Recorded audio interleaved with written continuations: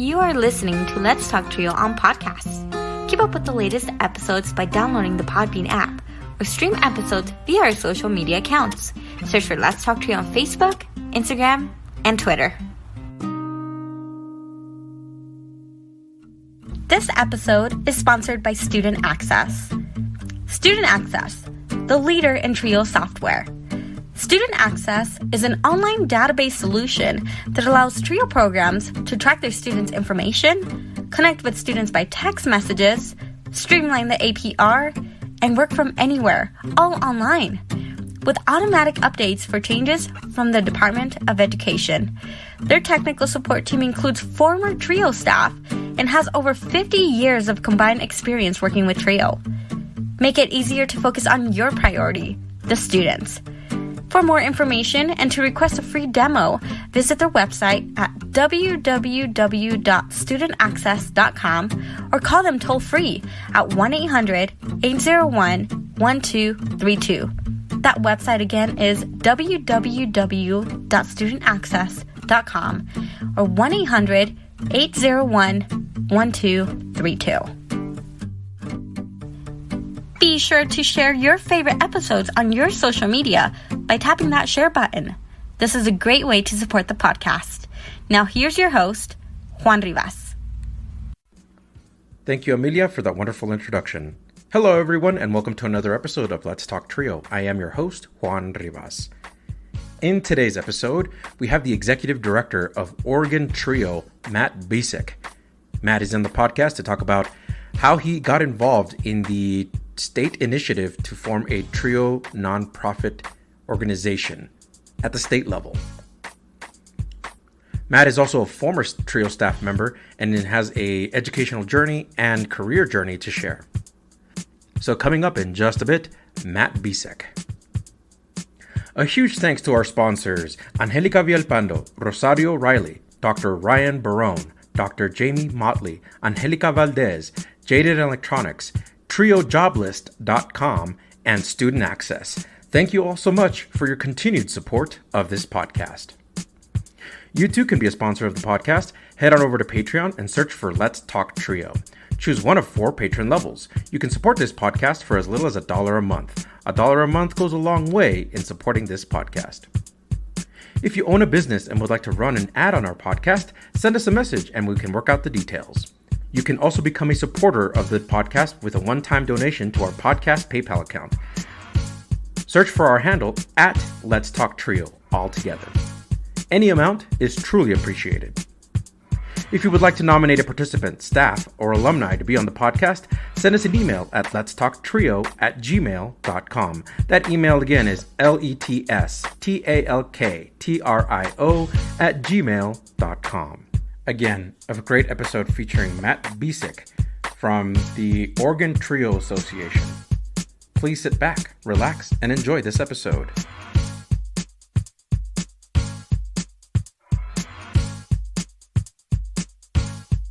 5, 4, 3, 2, 1. Hi, Trio Nation. Our next guest on the Let's Talk Trio podcast began working for Trio programs in the Upward Bound and Educational Talent Search programs at Clatsop Community College in 2015 as an advisor. He served as the treasurer of the Oregon Trio Association 501c3 nonprofit from 2018 to 2021 before taking on the position of executive director in September of 2021. Currently, they serve as the Northwest Association of Education Opportunity Programs and Council for Opportunity Education, COE, on both boards. He also serves on the board of directors for the University of St. Francis Alumni Association in Joliet, Illinois. He is a graduate of University of St. Francis with a double major in business and obtained a master's in educational leadership and administration from Concordia University in Portland. Our guest is passionate about creating opportunities and removing barriers from first-generation and low-income students to pursue post-secondary education. He strives to grow the State Trio Association model to be a conduit between practitioners who work directly with students and those organizations and foundations that have resources and opportunities available to positively impact students' lives. In his free time, our guest enjoys listening to podcasts, watching the NBA, and hanging with his kids. Welcome to the podcast, Matt Bisek. Matt, welcome to the podcast. Oh, thank you for having me, Juan. It's wonderful to be here. First of all, it's such a huge honor to have you on here. I know we've been trying to coordinate our schedules to get you on, and You're honestly the first person from Oregon that I got to have on the Let's Talk Trio podcast. Oh, that's exciting. Yeah, you initially had reached out because you were profiling all these alum and trying to get every state. And I love all the work you do and the way you show kind of stories and all the Trio alum. So it's an honor to kind of be profiled on here and kind of represent Oregon for the first time. Awesome. We're super glad to have you. How are things in Oregon? Things are awesome. Like I didn't grow up here initially. We'll probably get into that, but doing this kind of work in education for underrepresented populations in a state that's insanely liberal and will just throw themselves out there has been a blessing, as I'll kind of get into, and it's led to kind of the career I have now. So it's a cool place to be. And this time of year, things just get so beautiful, whether it's oceans, mountains, like sand dunes, river, like they just have everything out here in Oregon. So it's really going awesome. Awesome. Right before the podcast, we were talking about the weather out there, and you were expressing that some concern about the beautiful weather, the streak. It's beautiful, which is awesome, right? It is. Yeah, it can be kind of ups and downs. So where I live is like right on the coast on the ocean. So usually we're a bit more fogged in, a little cooler. You know, it's basically between 55 and 65 almost every single day of the year. So like people love to retire here that are just looking for predictable lifestyles without the hot or cold. But it's been just so beautiful. But with just global warming, sometimes that leads to fires in the later parts of the year. Yeah, so we shall see what this summer looks like. But so far, the late spring, early summer has been off to a wonderful start. So that's awesome. So the summer, as you said, is upon us. Any items on your summer list that you hope to accomplish? I kind of it is somewhat job related, but the funding we got in our nonprofit, the Oregon Trio Association, a lot of it's tied to like the state legislature, which operates in these 2-year biennium budgets. Yeah. And the funding kind of that we got was set to expire at the end of this month. So the big goal was to let's try to get money to keep doing this work and keep doing this stuff again. So it's important. It's not like officially signing a bill, but we got a lot of good news as it relates to continued funding to keep doing this work. So that's definitely been the top item on the accomplished list, is kind of sustain the work we're doing out here in Oregon. Fantastic. Well, wonderful. Talk to us about your interests and hobbies. We had shared that podcasting in the NBA, hanging out with your kids, but podcasting in the NBA, is that something that developed as an interest for you? Was it something you always enjoyed? How did that happen for you? Basketball was just kind of like the thing I obsessed about growing up. Loved to play it as much as I could. I just like going to the community center, playing, and I liked watching it. Like I was born in 87, so around the first time I feel like I was really conscious of sports on TV was like the end of the Michael Jordan era. So when you're like hero is just wins every single time and always makes the game-winning shot, it's just such a way to spoil you. So I just fell in love with it. I was never that great at it, but just really loved it. And then as I transitioned into kind of professional, you slowly have less and less free time, particularly once I transitioned being a parent.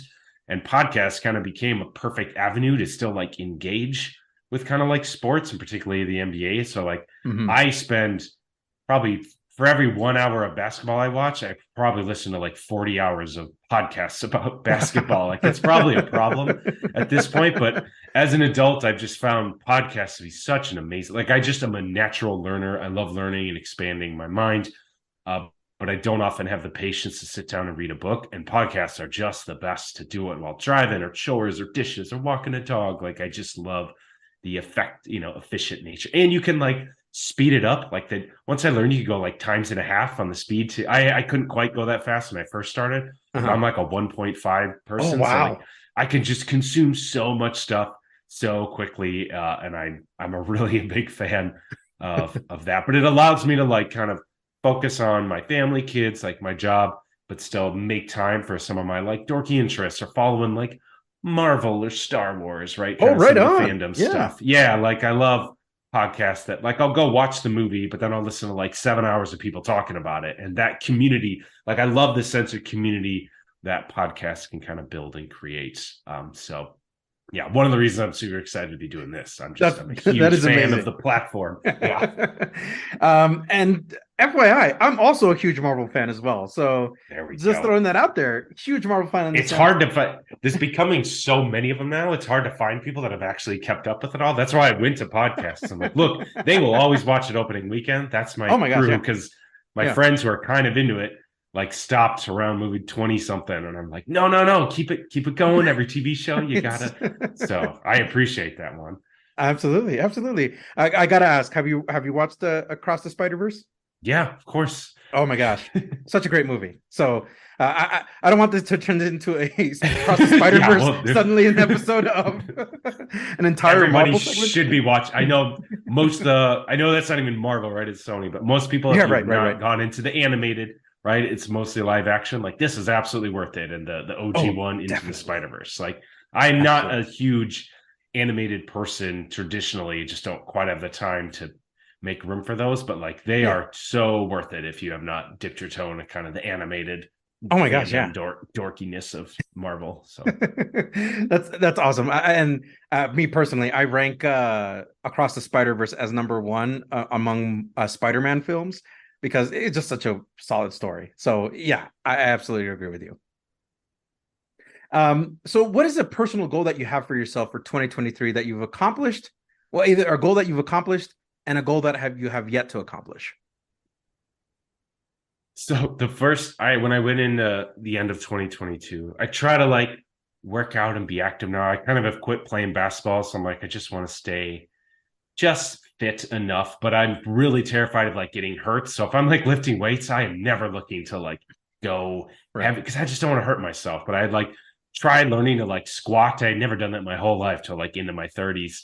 And I was just so afraid to go heavy. So at the end of going into this year, I was like, I'm going to try to squat like this number I had in my head. It's not even that. I think it's like 275. It's not even that big of a number.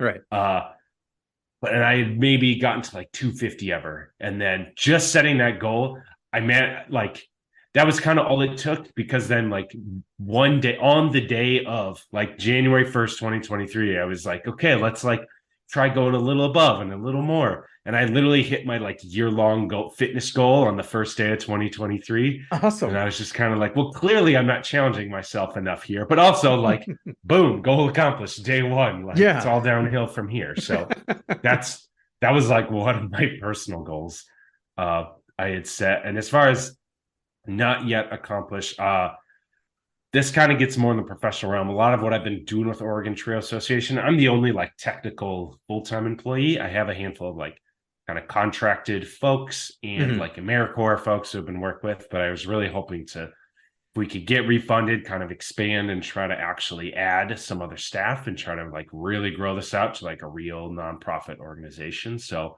we're still kind of on the cusp of that, knowing that we have some future funding is kind of the first step. So we're working to branch that out, but hopefully by the end of the year, we can actually like fully expand and start having more supports available here for folks in our state. So that one's yet to happen, but I'm feeling good. That's amazing. So Matt, this is the part of the podcast where I have the guests rewind the clock with me a little bit, because we want to talk, kind of want to get to know you and your upbringing and, you know, everything that you went through. So can you talk to us about your upbringing and what was that like for you? Definitely. I grew up in Chaska, Minnesota. It is a suburb of the Twin Cities, west suburb. It's like right on the edge of farm country / suburb. So half my friends were like farmers that had to milk cows before schools, and the other half, their parents, you know, were accountants and stuff and just lived in suburbia. So it was a nice, like I got to have a lot of different experiences. My family definitely grew up more on the low income side. My dad didn't actually graduate high school. He had dropped out and was working as like a welder, but not like a unionized welder or anything. But my mom was a college graduate and was like an elementary school teacher. I was the oldest of three brothers, and like out of all the cousins, I was just kind of always the oldest. So I feel like I was kind of a little bit of a troublemaker when I was younger, until basically school started to actually challenge me. I was probably once I hit like junior high, because I just had to spend so much time in my mom's like classroom, because she would like be doing lesson plans or grading schoolwork. So I just had to spend so much time in a school environment that I just kind of feel like through osmosis always been able to stay ahead enough, or school felt pretty easy in like elementary school and those sort of things. And she was a wonderful influence. But I always just carried being like the oldest sibling and the oldest cousin, just a lot of sense of like responsibility. And like my dad, I love him to like death, but just wasn't great with money, and being like low income and somebody have a father who's not good with money. Like I just always had this dread of like things weren't always like gonna work out. So I just carried a lot of like responsibility, I want to say, growing up. But yeah, I don't know. I just had I had parents who like tried their best, like didn't particularly do anything wrong. I had room for improvements. But had one thing I would say was really wonderful. I had grandparents that were like pretty young, so I got to spend like a ton of time with my grandparents growing up, and they were like really huge influences for me. And my great grandmother even like raised me up until I was 10. Wow. So she just was like kind of my go-to babysitter, and I spent a lot of time with them. So it was really fun being able to hang around kind of my elders and like these, you know, parents of my parents and great grandparents, and spend a lot of time with them. They let me win at games. I'm like a very competitive person by nature. Really? If you're familiar with like the Strength Finders at all, like competitions number one. And my great grandma would just let me win at every single game ever, always. And it just instilled this like almost arrogance that like my parents wish had never been put there, because I would just beat them at games forever. And they were just like, what was she doing with you that you would become so good at all these mundane games? But yeah, and I stayed in Minnesota until graduating high school, and just had a pleasant kind of basic white cis male like Midwest upbringing. Yeah, I would say that I'll start there, because I'm sure I know that this kind of progresses through some of the timeline here. So as you were talking about school, you said that there were some rebellious stages in your life, but was school something that you naturally were curious about, or you gravitated toward, or was it just something that was just like kind of in the background for you? It was, because I am somebody who like does pretty good in structure, and just the idea that like you can get stars and like kudos for just completing tasks like that just aligned with my like type A brain. So I was somebody who like, you know, I recognize that schooling system is not necessarily an ideal structure for all learning types, but I was lucky to be one of those that it was like built for. So I found it was like fun to go there, and just being around like a lot of my peers, particularly once I got into like the K-8 structure.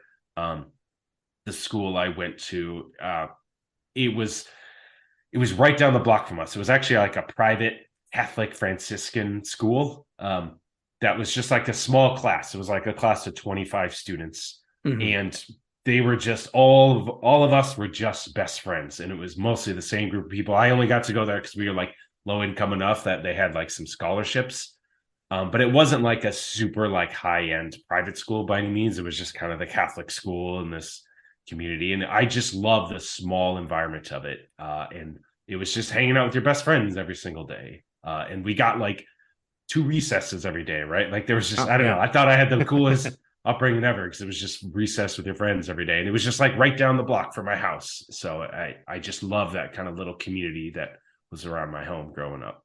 Yeah. Any subjects that interested you or that really stood out to you? I've always been like a math person, just something about the logic of it. It came, actually, this kind of relates to when my mom had to kill time grading papers. Back then, the only computer she had in her classroom, like the old Macs, and they had these like word muncher floppy disks you could put in. Yeah, I remember word munchers. Yes. So one day I'm in preschool, kindergarten, and one day my mom came over and was like, "Oh, honey, like, how did you get on like the division parts of this game? Like, what are you doing?" And then she's watching me, and she's just like, "Wait, are you doing like division and multiplication?" And I was just like, "I don't know. I'm just playing this game." Like I accidentally learned just adding, subtracting, skip counting, multiplication, division. Like I was flirting with algebra as like preschool, kindergarten, just because of this dumb game on this Mac. And so math was unbelievably easy for me by the time I got to first and second. Like I was ready to do multiplication tables. So by the time we were hitting that, and back then it's not very like trauma informed, but we doing like around the world with like math index cards, and I would just be like, again, competition. I would just be eviscerating the room, and like, yeah, I felt so validated in math. How would your family describe you when you were young? Uh, Man, that's a good question. But I think just like competitive, just Competitive? like sports. Like if there was, we had kind of an unfinished basement, so I just loved throwing on like Mighty Ducks, and I would grab a hockey puck and a tennis ball and just whack it against the wall for an hour and a half watching a movie, or Angels in the Outfield, take a tennis ball and just chuck it against the wall. So just like enjoyed sports. Um, I meant, I think it's hard to remember when you're that young, but just like a sense of Yeah. responsibility. My brothers were 4 and 7 years younger than me. Hmm. And the middle one was like a huge jerk to the youngest one. So I Oh always felt the need to no. like stand up for them and like look out for Yeah. them. And school didn't come as easy to them. And, like just even just in the context of our family and some of the drama we would occasionally go through, just kind of felt like I like the validation. I had all these grandparents involved, and they just loved when I would get A's or go to things. Or so I was just like a very punctual person. Like I was very good at, you know, pleasing other people, which maybe isn't always the healthiest thing as you go into adulthood. But like I was everybody's favorite grandkid for that reason. Cause just wasn't a troublemaker. Liked, following the rules and being responsible. So I think that's Yeah. probably how I would be described. Do you have a favorite memory of you and your family?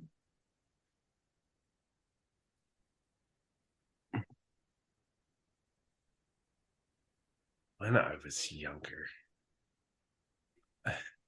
my father's parents got like this little cabin, and like every 4th of July, it was just like a tradition that we would go and kind of just me and all cousins. There were probably like 11 of us, and just like hanging out and jumping in a lake. And just because it was like an annual tradition, I think that one stands out more to me. But yeah, just like 4th of July up at the lake, just Minnesota summer. Like it's a blast during the day and it's hot, and then you just have to run away when the mosquitoes come in. Yeah. Then you're just Oh my like playing gosh. games at night with your cousins. So yeah, that was. And again, I was just the oldest of them all, so everybody kind of looked up to me, and you felt like had to look out for everyone and like make sure the little ones were like included and stuff. So it was always just like a fun environment for me to be in. Right on. Outside of school, did you have a lot of interest? And you kind of alluded to that, interest in sports, athletics, things like that. Yeah, that was like peak ESPN, like Sports Center time Oh too. wow. So Yeah. I love to have my one grandparents would always like Christmas gift my parents cable. So I was felt so lucky to have like cable because I could just watch ESPN. I would watch everything, like darts, bowling. Like you put it on TV and like I'm watching anything competition, you do it, I'm watching it. Mhm. My mom was like somehow an early adopter of like video games. Even I just never Wow, remember not really? having video games around. So like I just had Wow. a Nintendo in my room as soon as I was like even old enough to remember. And she just wanted to play like Dr. Mario. So, but I Mm. did always enjoy playing video games. And like I want to say even like the Pokemon stuff came out right when I was like 10, just a sucker for that kind of stuff. So it was fun to kind of be a part of the when it was just new systems and the technology was advancing so much, and like the golden eye stages and the Halo through junior Oh high my and high gosh. school. It's like just back then it was like such a fun way to like it was stuff I like to do by myself or with my brothers, and then as it advanced you could kind of play with friends. So Yeah. yeah, and just the sport, because I was so obsessed with sports, the games just kept getting so good, and you could like run franchises and like having to deal with like salary caps and free agent signing because I was such a like math dork. I'd spend more time doing that than like playing the sport. So I definitely spent too much of my time doing the video games when I was I, in I junior do high and high remember school. when EA Sports released their NBA Live, and how you could do transactions as an owner of Oh one of the yeah, organizations, right? It was so crazy. And to me, like, I was like, oh, max out the salary, it's cool. But you sat down and actually calculated the net worth of each player, it sounds like. yeah. I mean, because you had to like do contract negotiations and Oh, understand the wow. salary cap and like the rules around it. Because like you couldn't sign players if you were over the salary cap, or like Right, right, right. what's a mid level exception? All this insane like lawyer lingo that relates to like collectively bargained agreements between player unions and leagues. I'm there as like a 10-year-old figuring this out so I can sign Tracy McGrady. But they even let you like build draft classes. So you could like, if you had like several hours, you could build a 60-player draft class of like every friend and like custom make everyone and like build their stats, and then you could draft them into the NBA Live game. And like, so I did all that stuff. That is intense. Matt, you were just like really honed into like, I'm going to get the full value of this game. Yeah. Yes, I very much did. That's awesome. Do you remember much of middle school, and what was that experience like for you? So the middle school was like the best time for me, like because it was that small, like it was such a small group of students, and like a lot of us just roll the dice. All were kind of like oldest kids, at least a lot of like the male friends I had. So like we were just so tight. In the middle school years, because like the little middle school kind of had little sports teams. So it's one thing to like play on the travel team or the town team, but once it was like you and all your best friends on a basketball team or baseball team, like, or like watching the girls in your class like play volleyball and just like the silly school dances. I just loved that. Like I'm more of a small, intimate, more like introverts that likes deep relationships with a small group of people, and it was just like such a good time for me. And like even like some of the extracurricular activities, like just joined like band, and I really don't care much for trombone, but I took up trombone because they had like it's like any junior high choirs, like 9 flutes, like 4 trumpets and 3 percussionists, and that's it. So they were like, they had found out my dad played the trombone for a little bit, and the choir director was like, oh, they like totally manipulated me into doing it. But I like played the trombone, so I could play the boring bass lines and all our stuff. I played traveling sports and the sports there on the teams. They didn't really have much for like clubs or any of that kind of stuff, but I just love the experience of kind of this core group of people, and you're just in the same classes with these same people, and we're all just such tight friends. And even in junior high, like things probably should get weird with like boys and girls or relationships, and like we didn't even realize that was like an option, most of us, because we didn't have older siblings, and it is kind of this like Catholic environment, so it's a bit more of a goody two shoe. So like I remember it was like end of 7th grade, one of the boys asked one of the girls to like go out, and we're all just staring at each other like, what is going on? I don't understand what's happening. So 8th grade got a little weirder in that sense, but we were just a bunch of like goody two shoe, like just friends who just liked hanging out and enjoyed that kind of time of our lives. So that's awesome. That's awesome. As you were doing that transition, because it sounds like you really enjoyed the extracurricular activities that you joined in middle school. As your time for high school approached, do you remember like what you felt, what you were thinking as you were about to transition to high school? Yeah. So most of it, once you kind of had started getting like letter grades, I did like well enough. I was one of those kids who just didn't feel like I had to try super hard. Like I tried enough. I wasn't like bare minimum. But I feel like I was able to just kind of show up, do the work, and do pretty well in grades. So I wasn't like nervous about high school in that sense. But the biggest nerves was just that we're at this school where like a lot of these students that you spent 8 years with aren't all going to the same high school. Like there are private schools in a couple different cities. There's a couple different public high schools, and we're all kind of from a wide enough stretch where we're all potentially about to get like split up. And some of my like very closest friends, a couple of them weren't sure what they were going to do. And there was like this new private, like Catholic high school that had opened up too. And they offered some like scholarships out to like the top boy and girl in each graduating class that year from all the like different junior highs. And like one of my closest friends, like both boy and girl who were going to be going to the public high school with me, got those scholarships, and we're now going to be going to an entirely different high school. So I remember there was just like quite a bit of fear and uncertainty. And in the town I grew up in, the graduating classes were 650 students. Whoa. So I'm coming from like a class of 25 for 8 years, and I'm moving into just a school that's going to have 2,500 kids in it. So I was nervous, but I really just enjoyed that year, enjoyed that summer. There was like a theme park that was it's called Valley Fair. It's like a low end value Six Flags. And I remember you could get like a student pass for like $70 and you could just go every day because none of us were quite working yet. So it was just like the best summer hanging out with these friends, and felt like, we knew that this was potentially going to be something that was going to be hard to replicate moving forward. Absolutely. I think that was where it was like total elation and joy to kind of be living in this moment, but also a little fear of what was coming. Yeah. So in that moment of you knowing this transition to high school was coming, what do you remember most about that transition, like as it was happening? I think during the transition period, it was just like for some reason when I was at that age, I saw so many adults who were just so desperately trying to live like kids again. And I Really? just had this mentality where I was like, I am not going to be one of these high schoolers because I see a bunch of high schoolers who are trying to just pretend to be adults. I'm like, it Hmm. seems like Hmm. most people just want to act like kids most of their life, but they can't. They got too much responsibilities. And then your peak ages of like be able to just be a young person, people are just trying to work and like be adults. So I was like convinced, like, you know what? Like, I'm going to not work if I can get away like as little as possible. And I just want to like enjoy being a kid because you only get to do this once. So I feel Wow. like that was the mindset I was carrying into like that transition to high school. Wow. Did any of your extracurriculars carry over with you? None. So None, really?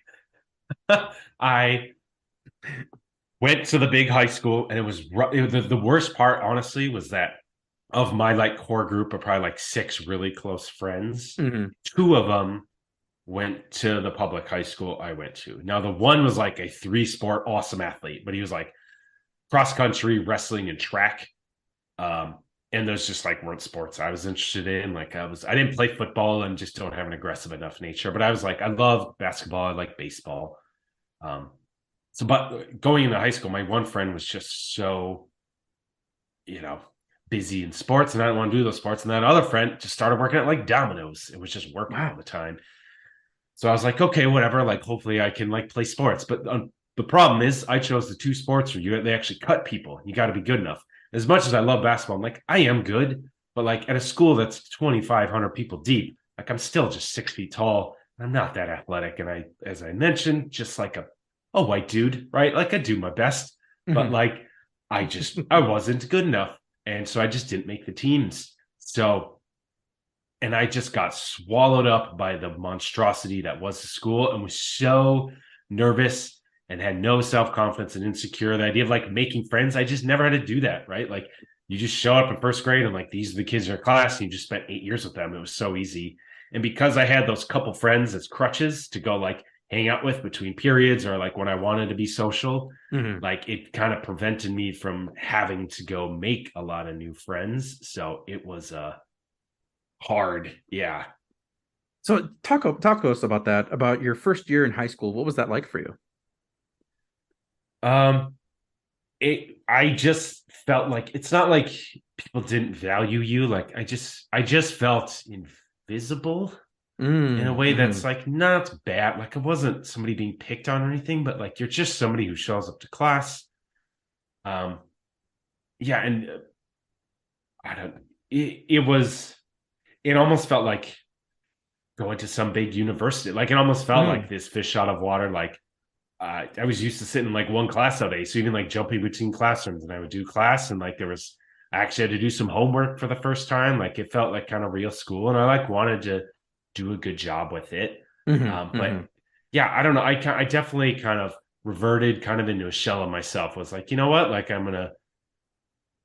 I'm just gonna try hard in school and just I kind of leaned into being a kid in the ways that were like I'm just gonna play video games and hang out with my younger brother. I felt really blessed at that time, honestly, that I had younger brothers Hmm. because I still got to do like childish stuff, like go to the Yeah. pool a bunch and like I kind of just stayed more of a younger kid and like I was mature enough in terms of responsibility, but just kind of was so horrified by anything to do with high school. The idea of like going to a party or talking to a girl or Hmm. somebody I Hmm. liked or trying to go make a new friend or ask somebody to like hang out with you. It just terrified me so much. And I just felt like I wasn't ready for it. And at the same time, like my parents were just kind of like busy and chaotic.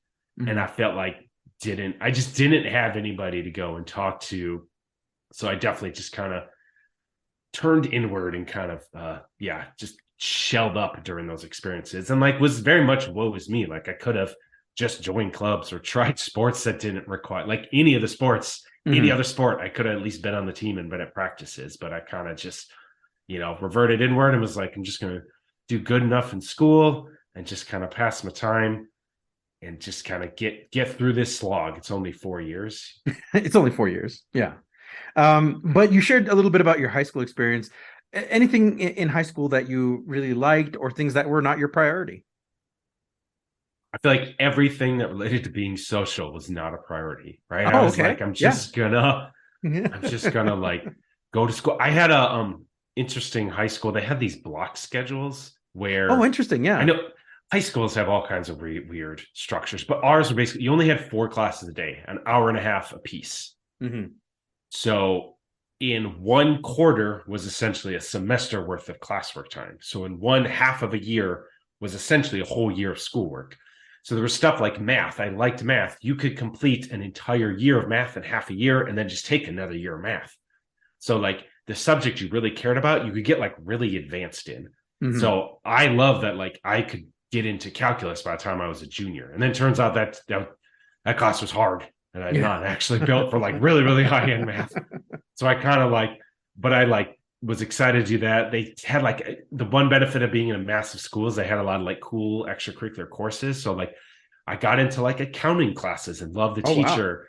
Wow. And I ended up accounting 3 wasn't really even a class, but I like independent studied it and like could be like a TA for the teacher. And like, so, yeah, I kind of appreciate, that's where I kind of shifted my love of like math into more the business side of things. I love taking all the business courses, and like it's more like applied mathematics to this like competitive environment of the, of businesses and that sort of thing. So I did appreciate that. I think that kind of became my priority. It was kind of building for the next thing. I kind of had already punted, even by sophomore year. I was like, well, high school isn't working out for me. Let's start building towards hopefully college, I guess. Like, nice. I hopefully can do that. Which is a wonderful segue to the next question. For many high school students, college become part of that conversation, right? For a lot of high school students, they start thinking about college. They contemplate whether or not they want to attend, or some of them even have an extensive list of colleges. Did you and your family think about college for you and what that might look like? I honestly hadn't. It was something I presumed I could kind of go. I was so lucky my mom went and was a teacher, because she just knew like, oh, you kind of need to sign up for like these SATs. And I was like, it was ACT there. And I was just like, what are you talking about? Like, I have no idea. I wasn't like one of these AP everything kids. I did some like dual enrollment courses, but I was not like the super high end where like you're getting force fed all the high end college stuff. So my mom was just like, no, you should, like, you're going to go to college, like based on what you say you want to do. And you're doing well enough in school, you should move on. So it's always there, but it was never like mapped out entirely. And if it wasn't for her doing, like, I think back having done like trail advising stuff, I'm just like, man, like once you really dive in and are doing that work, you realize how complex it is if you're doing pre-college stuff, and like how many steps there are, and just how grateful I was to have a mom who had been through that, I wasn't the first gen. I wasn't just figuring this out on the fly and trying to do FAFSA. Like I had somebody there helping me do that. But it's kind of started sophomore year and junior year, had me do tests and do some like college visits. So luckily I found one of these sites that just has one of these like college filters. So I was able to really like, she's like, okay, you need to like, if you're going to do the ACT, you have to send your scores somewhere. So you got to figure out where you want to go. And I was like, oh my gosh, I don't know. So I did one of these like cool filter things where I was just like, I want to study finance. That was where I settled. I'm like, I know I took all these accounting courses, but like finance, I don't want to just be an accountant. I don't want to just do math or teach math. I had an uncle who did that and coached basketball. I thought still think he's one of the coolest guys out there. I was just kind of like, well, let's see what this finance is. So I like filtered out just that degree, and it's not that common of a degree at the time. And that kind of helped. And I knew I wanted like a small school, right? I needed that small community.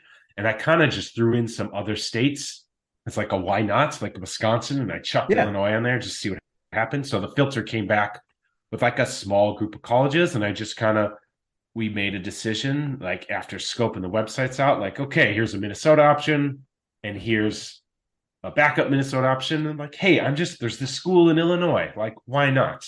And we did like a visit out there when I was a junior, and I just like loved it. And they just rolled out the red carpet. So like, we don't get like state folks here very often. So like, I felt so wined and dined doing that visit, and my mom was horrified about it. But yeah, I think that was about the the breadth of kind of the prep that went into college while I was in high school. Right on. Talk to us about the moment you graduated high school. What was that moment like for you? It's interesting because clearly I hated my high school experience so much and regret so much about it. And I thought graduation, I was just like, this isn't that hard. Like, you show up, you do the work. That was my approach. Right, like, right, they'll right. pretty much graduate anyone who does show up every day and turns in everything in. So I didn't think it was going to be that big a deal. And like, there was no grad. I didn't even graduate with honors because I was an A- kid, which is like, That's still pretty is good. like yeah, but it's like a 3.66 on their weighted scale, and a 3.75 is graduating with honors. So like, I had like no special chords. I was a kid in the yearbook every year. I'm in there once. It's just your class. And then senior was twice because it's like the baby picture and then where you're in the secret class. So like, I didn't think it would mean that much, but like just having like my grandparents and family and everyone there, like it felt cool. Just be like, okay, I did, like, as much as I kind of underplayed and I didn't love my high school experience, like, you did it. This was still a step Right. that is, a stepping stone towards more opportunities that are out there, and you did it. And like that, I remember that being a cool moment. And I never gone to a school dance. I never went to prom. Me and my buddy went to Mall of America and IKEA, our senior prom night, instead of going to prom. That was way better. I had a blast just good. goofing around Mall of America with my buddy instead of going to prom. So I never done a school thing, but that night they did like the all night like senior celebration, so kids aren't out getting into trouble. Yeah. And my mom taught me to like just do that one thing. And that actually was like a total blast and like such a fun time. So I feel like I ended on a really high note for that like high school experience. Was just the day of graduation and that night of the senior celebration. That's awesome. Can you tell me about the college that you ultimately decided to attend, and why did you choose that college? So it is the University of St. Francis. It's in Joliet, Illinois. I chose it because it's a at the time I was still like I'm grown up Catholic, raised Catholic, and I loved that Catholic experience I had in the K-8, the small, intimate environment. And it was like this Franciscan kind of like touch on this K-8 school. So here I find this small Catholic Franciscan university that's in a different state. It felt like an opportunity to hit the reset button and be like, okay, try again, right? Like, high school didn't go well, but I knew like this isn't who I am. I feel like I'm capable of more than this. This isn't how I want to define myself. Like, this is a chance to start over. Nobody knows who you are, right? And not that I need to like reinvent myself, but I can just present myself in a way that hopefully I can do it with more confidence and just like be myself from day one. And this school just like, there was like 500 students who lived on campus. I think 1,800 total in the whole university. A fair amount like commuted in because it was close. It was like an hour from Chicago, right? It was like kind of a south suburb of Chicago. And it just felt cool to like be going on a state and be able to like take a train to downtown Chicago. Like, it just felt like such an opportunity. And I was excited by the idea of being off on my own, just because I always felt pretty responsible. And I was just like, this is an opportunity to just be like, it is on you. You got to figure your stuff out. And I kind of was thrilled by the challenge of like, okay, like, you are your own person, but mostly just excited to like have a chance to try again. And I also got offered into like the honors program. I don't think it was that prestigious, but it offered me a little extra money. I got like decent scholarships. I got a fair amount of like Pell Grant opportunity, and then being in the honors, it just made me feel special. And I never felt special for 1 second in my high school. And they just, like I said, when I did that visit, they're like, oh my gosh, we have a VP here who went to Minnesota, and he actually graduated from the same state school in Minnesota my mom did. And they just were like, just made me feel so seen that it just felt incredible to be in this environment. So that was ultimately why I chose it. That's awesome. Talk about the moment that you set foot on campus. What did you feel, and what's some of the feelings that you took in? Man, it just felt like family from the first moments. Like, people just saw me and they'd be like, you're the like Minnesota kid. Like, people came up and talked to me, and like staff. And because I was in the honors program, I got to get there a few days early from the rest of the freshmen with some of the other honors students and do some programming. And it just helped me because I would like have a hard time meeting new people. It kind of gave me a core group, it kind of gave me some inroads of like, okay, these are like 30 other students that you kind of know. And it felt like a home away from home. Like, I just from the moment I got on there, I'm just like, this place feels like home, feels like a place I can be. It's just the right size for what I need to kind of like find myself and like really be my best self. Did you know what degree or program you wanted to major in? I did, right? So I like looked so hard at the finance major. So they had this finance degree. The funny thing is I was actually the only in my graduating class, it was the only finance major. So really? I literally had some classes. It was more like the really high level courses, but I had 2 classes where it was just 2 students. And the guy who taught the class was an early tech adapter, and he loved it was all these Wacom products. It's still a company that exists. All these Bluetooth keyboards and mics, and it had like a pad he could draw. So he would just sit between us in the classroom facing the screen. Yeah. And I just felt like I'd learned so much because every day was just like conversation. And I built such a good relationship because they don't have like tons of professors. So like you really got to like know them. And absolutely. It was finance, and then economics kind of happened because I realized like I didn't need that many extra classes. Like I liked the economics teacher, and I was just like, I don't need that many extra classes. So all the prereqs are the same, all the basic business prereqs are the same. Like it's just like 8 more classes to get us do the economics thing too. So I kind of tacked that on after the fact. It was a lot of, I liked economics because it was finance is basically taking all the math that accountants do, and then like how do you make decisions. Like I didn't want to just be a number cruncher. I found I was really good at explaining complex spreadsheets or numbers in a way that like makes sense to a layperson, right? So if I have to talk to a board of directors or make a presentation, I can make numbers make sense to regular people because they always tell you something. Good. You can delegate an entire strategy for an organization just based on like a balance sheet and fiscal statements and those sort of things, but like that takes some time to interpret. So I like that, but economics was fun because it was more like sociology. It was like the why people make decisions they do, or like why is the cost of gas going up. So more like these I don't know, I found it to be a fun balance. Yeah, that's awesome. So earlier in the podcast you said you chose finance, you chose the world of finance because it was something that drew you. You were already kind of a whiz at mathematics. What had you settle on this major, or not even the word settle, I don't like that. What helped you decide like this is the major I want to be in? I just thought I liked the creative. Maybe some of it even dates back to some of the stuff I do in those video games, right? You're basically taking numbers, you got to make decisions with them. And that was more fun and creative. I did enough accounting work in high school and in my early years in college. I'm like, okay, this is like really important to do this stuff right. But your job is just to kind of do it right. There's not a lot of like decision making. Like there are rules and you follow them. And it's complex and it's involved.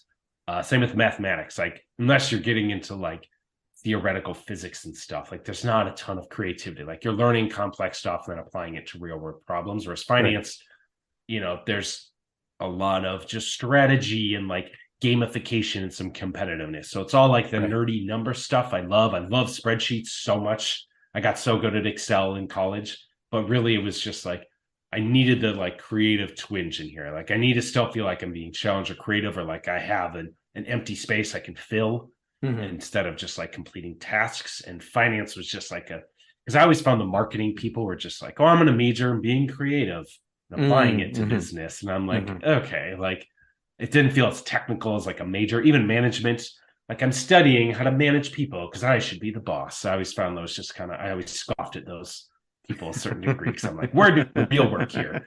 Like, so yeah, that finance just appealed to me because it was kind of a balance of all the aspects of business applied it. And like most, I pivoted myself like, well, one day if you want to be CEO or some like high-end decision maker in an organization, like these are the skills you need to do that stuff. Absolutely. It's kind of a mix of everything, and that appealed to me. Right on. How involved did you get in college? As involved as humanly possible. Oh, really? Literally the polar opposite of high school. I started multiple clubs. I was the president of multiple clubs. I eventually was like my student body president when I was a senior. Just like I kind of even stopped being specifically Catholic while I was in a Catholic university, but I still got hired in to be a peer minister, which is essentially like the Catholic, like you're a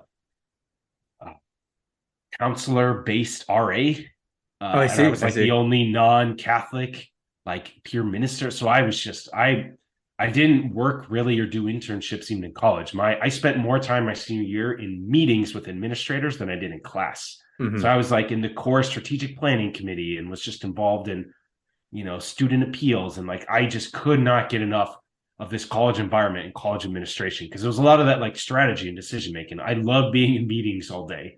Hmm. So like I couldn't get enough of being in clubs, being involved in that, doing event planning, uh, just being in the room with all these adults or deans or just these wonderfully smart, brilliant people that worked at the university and like being the student. They're always looking for student reps, and I would just throw my name out there as much as I could. So, and even academically, I was still an A- student, but at my college, an A- counted as a 4.0.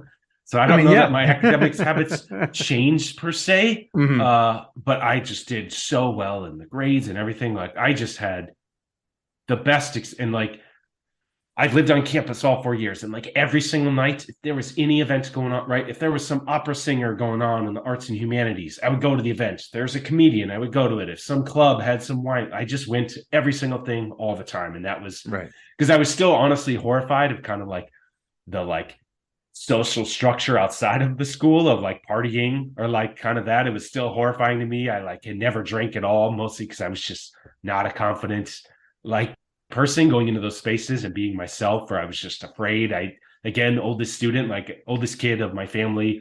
None of my friends were into that. Like I was kind of intimidated by that side of things. So I just really latched on to university and just like was all into every single thing that you could possibly be involved in. Right on. While in college, what did you learn about yourself? I learned that it's fun to just challenge yourself and be an achiever. And like I learned self-confidence finally. Like it took Good. time to just be myself in spaces and not be like afraid what the reaction was going to be. That was like what I lacked in its entirety in high school. And I just found it again. And it felt so amazing to just like feel like I could be myself and make new friends or like be a leader within an organization or just be a follower, just like go do certain like whatever, right? Just like pursue your interests and challenge myself and get outside my box and like don't spend your time play video games. Just like go get involved in all this stuff. So more than anything, it was just like I literally found a self-confidence and just being myself and really even I mentioned strength finders, like my number 2 item is like achiever too. And I feel like it just really cultivated that in me of just like, hey, like if you work hard, you show up and do the work, like there Hmm. really is not a huge limit to what you can accomplish. It may take time, but that I felt really seen because if I was willing to show up and do the work, like it was a small enough community that they would just keep throwing stuff at me to take on and be a part of. And I just loved it all. So that was definitely my biggest takeaway. All right. If I read your info correctly, is it accurate that you double majored? I don't think I did. I think the economics was a minor because But it sounds like, my yeah. wife graduated from the same school I did, Uh-huh. same year. That's where we met. We got married like a month after Oh, wow. Congratulations to both of you. graduating college. Yeah, so shout out to Michelle, but she legit double majored. So if she ever listens to this, she's like, "Don't you?" She had to bust her butt, and hers was like biology, environmental science, which are so Oh my much gosh. harder than business and all the labs. So like, I don't want to pretend like I actually double majored because I did not work hard enough in compared to my wife who actually double majored. To be honest, for both of you, it sounds like it does sound like double work. Like it sounds like your wife did double majoring stuff. It sounds like you did double majoring stuff. Like it sounds like crazy to me. Yeah, but I just loved school, and I felt lucky that I had enough aid. And when I did the peer minister thing, that covered my like room and board, so like it made school like affordable enough for me. And I do feel grateful. I had some grandparents who were able to like chip in a little bit. My mom chipped in a Hmm. little bit. I wasn't one Hmm. of these low income students that got no help. Like Hmm. I had to take out the loans. They gave me like I just had an environment where I could fully immerse in those schools. Like it Hmm. breaks my heart when I see people that are just they need to work multiple jobs and have families and have Yeah, kids. Like they can't throw themselves into it in the same way. So like I had an incredible privilege to be able to do that, and I was glad I was able to make the most of it. absolutely. For some students, they begin to think about their careers and what that might look like for them. Did you happen to think about your college career about like halfway in? I started to, so I like punted on all internships because I was like, look, if I'm just like the best student at this university, like clearly I'll get a job. But in 28, I graduated in 2010, 2008 was the like recession, the housing crisis. The I bottom remember point of when it that was happened, about yeah. 2010, and particularly in the finance world. Oh my Like, gosh. I came out and like, yeah, I'm a great candidate for a typical college graduate, but I'm competing with a monstrously overloaded world where like I'm competing with people that have 15 years of job experience that don't have jobs. So it was, I tried to rely on a couple like alumni connections, but jobs were so hard to come by that were like cool jobs. Like, you know, somebody are like good. So I actually couldn't find a job for like 6 months after I graduated. So in hindsight, yeah, the people that did the internships could transition right into it. That probably would have been better for my career, but I don't really regret. Like, I think what I learned by approaching college the way I did has benefited to me so much. So even though I didn't start as high of a peg, I feel like the speed, like the momentum I had from that experience has carried me and been able to be successful, even though, but I honestly had spent very little. I had a cool opportunity to maybe work with like there are these like big Federal Reserve banks. There's one in Chicago, like downtown Chicago. So they have these cool like data analyst jobs, but right around the time I graduated, it was this brand new position. They were hiring 24 of them. But by the time I was interviewing, 23 were filled. And it was like a 5-month process. Cause like, it would be like, you have an interview in 2 weeks, you'd interview. And then 2 weeks later, you get feedback that said, you're at the next round of interviews. And there were 4 rounds of interviews. So it spent over 4 months of my life waiting to hopefully get a cool job at the Federal Reserve Bank downtown. And then I just didn't get picked. And it was the last job, right? Like I was down to like a final 2 and they just took the other person. And then they're like, sorry, we ran out of these. And I had to like start over. So I was kind of holding out too, because it sounded like such a cool job. Yeah. I wasn't putting I did not diversify my efforts there. So but I honestly, I was just so into my college experience. I didn't focus too much on what the career looked like. I was just hoping it worked out for itself. Absolutely. Hey there. We'll be right back after a message from our sponsor. Are you seeking guidance to enhance your TRIO project's effectiveness and success? Look no further. NOSOTROS Education Center, NEC, is here to empower your TRIO project with expert consulting services. NEC's mission is to promote the effectiveness and impact of TRIO programs. Since 2003, NEC has specialized in providing professional development and in-service staff trainings, allowable cost services, for TRIO projects across the country. The team at NEC, with over 60 years of combined TRIO experience, offers customized workshops and seminars for project staff, compliance assessments, external evaluations, working on and submitting APRs, database customization and training, development of policies and procedures manuals, and project implementation or reorganization services.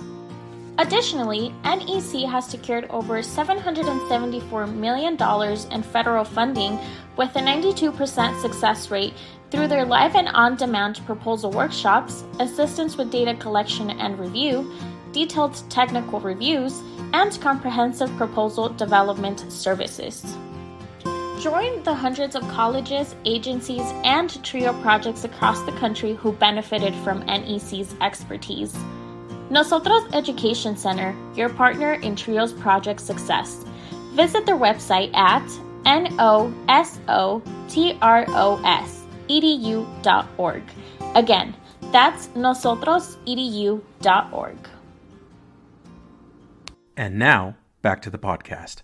Now, you also obtained your master's degree. Is that correct? Yes.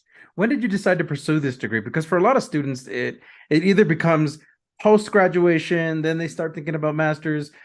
For you, was it during your undergrad years? Was it later?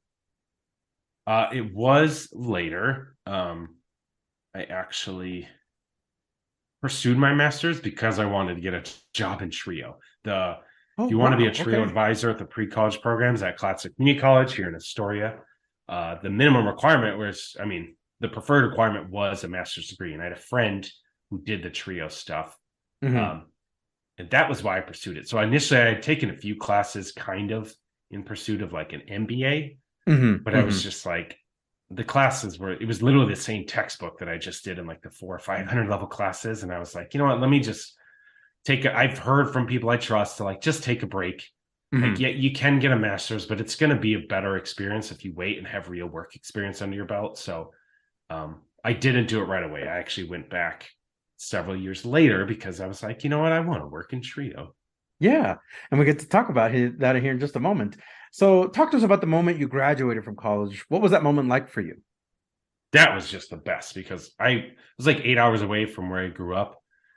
And then my again, kind of these grandparents that have been privileged enough to have my life, all four of them were still alive and kicking. And they just really never really been able to come out and see me. Like I just kind of disappeared. They used to see me all the time. And they're like, you know, they kind of had heard things, but it's different to see it. So to graduate, like, you know, as the number, like each school in Illinois awards a Lincoln Laureate. You get a medal with like Abraham Lincoln on it. Oh, you get to go really? to the state All right. capitol. Ooh. So it's not just based on like grades. It's like a lot of stuff. So I was like selected as like the Lincoln Laureate. So high school graduation, no extra garb. This, I had like 9 different cords from all the Honor Society. Oh, wow. Medal with Abe Lincoln on it. Like I just had everything. I got to be on the stage throughout the whole graduation and like do the commencement stuff as one of the, so like, and for my family who hadn't kind of been able to see me a while, to be able to see that, to have like the president of the university, I got to have like weekly meetings with him my senior year as like the president, to have him like come up and just say such kind things to my grandparents was just such a cool moment. Awesome. Because I feel like I just so disappeared, and not that they like weren't proud of me in high school, but I quit. They loved coming to my sports, and I quit playing sports, and I just quit. I kind of just was a nice kid, and then to like suddenly become this, and just to see how much pride they had in this, and kind of validate like, why did you go so far to like go to school, and then be like, wow, I see why this was the perfect place for you. And it was just such a cool moment. Like that place meant so much to me. It was my home for 4 years. I went back to Minnesota my summer between freshman and sophomore year, but the next 2 summers I just stayed on campus and lived in the dorms during the summer and like got jobs in Chicago, like commuting downtown. So like it was just my home, and it was like scary to be graduating, but like I said, I was also like getting married in a month, so it was kind of like wow, so on to the next phase, right? Wow. Like it would have been horrifying if not for that, but we were both graduating, about to get married and like start this new life. So it was just amazing, like such an amazing experience for me, and I just love that my college so much. What careers were you considering or exploring after graduation? Yeah, the problem with a finance degree is finance is a super generic word, and you could kind of do a lot of things. Right. Like if you're an accountant, you go be an accountant. If you're a teacher, you're a teacher, right? Like, and I was like, shoot, you can kind of do a lot of things. And because of like where we're at with the recession, it was so limited. So like I was looking at jobs in like banks, and like I didn't really want to do insurance. It's hard because what I want to do is more like analyst stuff, right? There's kind of this data analyst. I want to be a financial analyst and not just like work in a bank.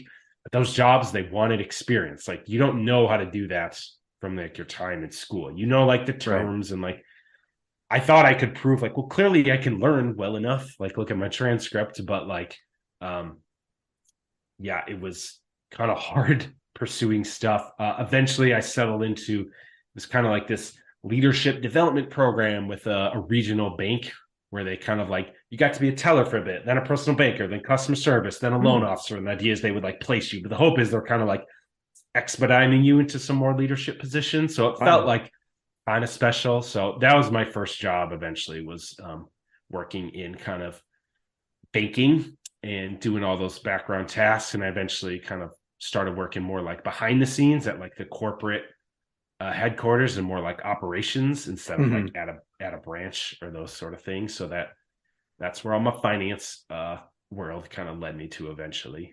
All right. How did you find out about Trio? So I didn't love that job because it was just like there were 3 rich white dudes that owned a bank, and like it was missionless. I didn't feel a purpose in the work I was doing. So I only did that job for like less than 2 years, and it quit and had some time off. And then me and my wife, we moved out to Oregon kind of on a whim. Had literally no family within 2,000 miles. I'd never been to Astoria. We just moved here. And I told what was the draw? I'm curious. What was the draw to Oregon? When I quit my job, she'd quit her job. And we were voluntarily retired for a little bit, and we had found this program called WOOFing, Worldwide Opportunities for Organic Farming. And basically, you make a trade-off. You find someone and go, they will feed you and give you a place to stay, and you kind of work for free. And it's a way to kind of travel and see the world. And we found a place in Southern Oregon and just like hung out there for like a whole summer between jobs, and was just like, man, this place is beautiful, super cool. We like Pacific Northwest. So we kind of were living out of her parents' house for a little bit, figuring out what we were going to do through like the fall and into the winter. We're like, you know what, let's just move to Oregon. Why not? So we picked a few kind of small towns. We like more of the small town vibe. And then the first place we could find a rental on Craigslist that allowed a big dog. We just got a puppy that was going to be a big Great Pyrenees. Yeah. Like we want a little house that's walkable to downtown, like a cool, like enough going on, but a small town that allows big dogs. And the first place we found, we just packed up a moving van and drove across the country. And we still are renting that place to this day. Wow. In Astoria, Oregon. So it just showed up. But when I got here, I promised I wasn't going to work in a bank again or insurance. It was close enough. But the problem is I'm like, I could just take an office job. I'm good at office jobs. But I moved to a town that has no office jobs. It's like tourism and fishing and logging. Oh, okay. So yeah, interesting. It was a bit of a struggle first. Did some odd and end jobs. Worked for this amazing family that was like a manufacturer's rep, but it's just a basic office job. The view is amazing. It's out over the Columbia River, like looking out towards the ocean. There was like a whale swimming out in front of us in the river one day. Yeah. Like it was an amazing family, amazing job, but just not a lot of aspirations like career-wise. And I didn't, same kind of mission-driven stuff. But one of my best friends I met, shout out to Jen Rasmussen, she was a talent search advisor at the time. Just loved her job. That was the coolest thing ever. And I would talk to her about it and be like, God, you just get to like change kids' lives every day. That sounds like the coolest thing ever. How do I get a job there? She's like, well, there's not always openings that come up, but you'd be more competitive if like, she's like, I don't have a master's. You can get it without it. But if you got one, that would make it more competitive because you've never worked in education. So that's when I enrolled in like this totally online 1-year accelerated master's program at Concordia University. Wow. Just in the hopes I could eventually work in trios. But I heard about it from her and just her experiences, was just like, I want to do that. I think I want to go work with kids and change their lives. So I'm going to go get a master's. And luckily, as soon as I got the master's, like a halftime, no benefit job opened up. And it was like, am I really going to do this? And my daughter had just been born. My oldest daughter, Evelyn, was born. I had like 5 months left in my master's program. And I looked to switch jobs and just like, was like, you know what? Just go with my gut, roll the dice. I'm just going to take this halftime, no benefit, upper bound job and just see what happens in this world of trio. Cause I think this is my place. Yeah, that is amazing. So this is, as we were talking about, this is also the time you were also pursuing in the same time, a master's degree. Can you talk to us a little bit about that graduate experience and what was that like for you? It was totally online, never set foot on campus. The university actually is like totally went under. It doesn't even exist anymore, but my degree still counts. All right. Yeah. I didn't realize like 2 months into the program, I didn't even get to walk because I didn't realize you had to sign up for it like 2 months into the program. So it was weird. And I kind of was able to do it a lot in like lunch times and like in between times at my day job, sitting in an office, kind of doing boring office work. So like my partner like never basically saw me do homework. Like I could have just not told her and a master's degree would have showed up one day. So I love the experience. I found like I like technology. I thrive in there. I love the structure. It was like one class at a time, really intense for 6 weeks, then on to the next one with like a cohort. So I really love the experience, but I did miss out on like being on campus and the camaraderie. Like it was different than that. It was very much just educational with a purpose in mind. Right. I was like a super overachiever, like master's student for sure. But I really enjoyed that. And I think that like virtual experience actually prepared me really well for like just what careers look like today and how much stuff is done electronically and like navigating like all the spaces you need to. And like that really prepared me well to kind of move into the more modern era of education.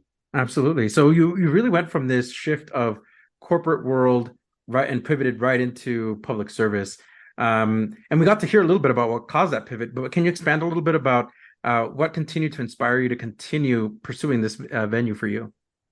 Yeah, I just needed, even if I kind of liked the job or there was good opportunities for promotion or making great money, right? I was like, I've been promoted a bunch and I was working at the corporate office and like corporate finance in this bank. And like, I could have just stayed there and made probably great money, but it was just like, how on earth am I supposed to work? Because I still have like, I'm 35. I still have like 30 years of working left. Like when I was in my early 20s, mid 20s, I was like, how am I going to work for 40 years and I'm not motivated to show up every day? Like if you don't have a mission that is like motivating me to show up every day and making me excited to show up every day, like what am I doing here? And like, the thought of like working with students and helping change lives is just made it so easy to walk away from just these great jobs that help pay the bills, great people. Like I helped develop certain skills, but I just was not like just out of my mind thrilled to go to work every day like I was once I started working in Trio. So I think it was just this mission-based mantra of like, you might not make as much, but it's so going to be worth it. That's awesome. So can you talk to us about your work in education? What have you enjoyed and what were some challenges? I think I start with what I enjoyed. It feels great to like change lives every day and motivate them. And it keeps you young and active and like, absolutely. Like it's just such a thrilling experience. If you have the mindset for it, you're skilled with it, you have the patience for it. Like it's just so rewarding. Even with like, there's a lot of heartbreak that comes with it too, or students that don't quite make it or tough circumstances fall on them. But like, literally, it just takes like one conversation can like literally change the trajectory of people's life. Like there are people in all of our own journeys. Like I have those people, I don't even remember their names, but I can picture their face of like that person who just had one conversation with me when I was in high school that opened my mind to what else is possible. Like that's all I get to do all day. So even if you don't always think that you change somebody's life, like there are just knowing the potential impact you can make was so enjoyable. But what comes with that, the challenge is that you need to bring your best self, because all it takes is like one grumpy day, one lazy interaction, one distracted conversation with the student, and they are totally turned off from you. And like just knowing that you need to be present and give your best to every single student is so immensely draining emotionally and physically that really was something I hadn't quite considered in working directly with students before I got into it. Can you talk to us a little bit about, so you serve currently as the executive director for Oregon's Trio Association. How did that happen for you? Can you talk to us about what that is and what you do? Yeah, I'm going to do this as distinctly as possible. Go for it. I love doing the Trio work. I eventually was able to move full time. It was awesome, better support my family. Once I started going to like regional associations, like once I saw the community of Trio outside the singular job I had, I was so siloed in just serving my students, working with my boss and my peers. We're just doing that work. And then I went to my first like conference and I was just like, what is this Kool-Aid and where do I get some? Like there's so much energy. I'm like, look at the hundreds of other people that literally do what I do. I thought I was like the only one. Because when I was pre-college, I didn't get to spend a lot of time with my peers who were just in different schools. Right. And it was just like such an incredible experience. So I loved it so much. And same thing as my college. I'm like, how do I get involved? So the treasurer was stepping out of the role in our state association. It was all volunteer led, the Oregon Trio Association, just volunteers from all the different Trio programs in Oregon. And I was like, I have like accounting background, a finance background. Like I literally worked in banks. Like I could be a treasurer. Like totally. I've been a treasurer for other nonprofits, like on a volunteer basis. I could do this. Right. And everyone, normally the treasurer is the job nobody wants to do. And they were like, really, sucker? Like, here you go. So that got me involved. And then we just started like really firing on all cylinders. And then we got this opportunity, the state of Oregon, as a response to actually the George Floyd incident. Our governor was like, we want to invest in underrepresented populations through educational equity. And somebody within her office knew, they're like, let's find some community-based organizations to give money to. They picked 5 community-based organizations, and our nonprofit, Oregon Trio Association, was one of those. And they said, we want to give you $1 million over the 2-year biennium. We're used to having like a $40,000 a year state budget. That's enough to like have our board meet twice and then do like a state conference and a student event. Right. Like we're not used to, and all of a sudden it was like $1 million. What on earth are we going to do with that? So they're like, well, Matt, you're the treasurer. How are we going to spend this? And like, let's come up with ideas. So the whole rest of the board had like 3 or 4 ideas what to do with the money. And I had 36. And they're like, okay, And one of my ideas is like, you should hire someone to make all this stuff their full-time job. Because our response is always like, when we do this voluntarily, we love the work we do in state associations or regions, but it's not your job. Right. Like, you give as much as you can, but you got a family, you got a real job to do. You have students of your own to look out after. Like, we should hire someone that this is their full-time job. Yeah. Like, okay, Are you going to do it? And I was like, you tell me I can write my own job out of thin air? Absolutely. This is amazing. This is everything I wanted. I get to kind of be a CEO of my own small company. It was everything all the skill sets I've been building towards, because you need to run. I don't have an HR department. I don't have a finance department. I don't have like a business office. Like, I have to do every single thing, but like, I've kind of been like, I feel like training myself up to kind of do these different aspects. And I know my trio stuff, and I built relationships, being involved in the board, and kind of understand the logistics of that, and Robert's Rules of Order, all that stuff. So it kind of led to just creating a job out of thin air with these state funds. And the job is basically kind of what I spoke to, is everyone's so siloed. Running their program, running a trio program is enough work. But we're always told, like, well, you should just talk to your like legislative reps all the time, or go out in your community and get donations and gift cards, or partner with the local businesses or foundations. And you say that to all these directors, and they're like, cool, thanks. I got APR to do. I need to hire my whole new staff again. Like, I don't have time to do any of that. Right. And I could be like, that's what we do. We are the connective thread that finds additional resources, opportunities, and connects it to our programs. Because even though we're essentially a brand new startup in the job I was creating, I can go into any office and go, hey, we have 47 trio programs spread in every corner of our state that serve over 10,000 low-income first-gen students. Would you like to help them? Right? I can go to the Portland Trailblazers. We brought them up. Hey, do you want to help these students? And they go, yeah. Like, do you guys want to get on our free ticket list? Yes, I do. That is amazing. Free tickets I could donate to students who lived in the Portland metro area, so they could go to a game that they normally could never afford, or just a million different ways. Grants to provide free laptops to students who can't really afford their own technology. That is amazing. A big part. I know we said $500,000 a year. That's what we have to spend. I don't make anywhere close to that. Like, most of the money we get, we kind of created these different initiatives. So the main one was like, we're going to hire someone, but we kind of had these three initial branches at first. The first was like, grow trio programs, because what we found is we think these are the best college access programs out there.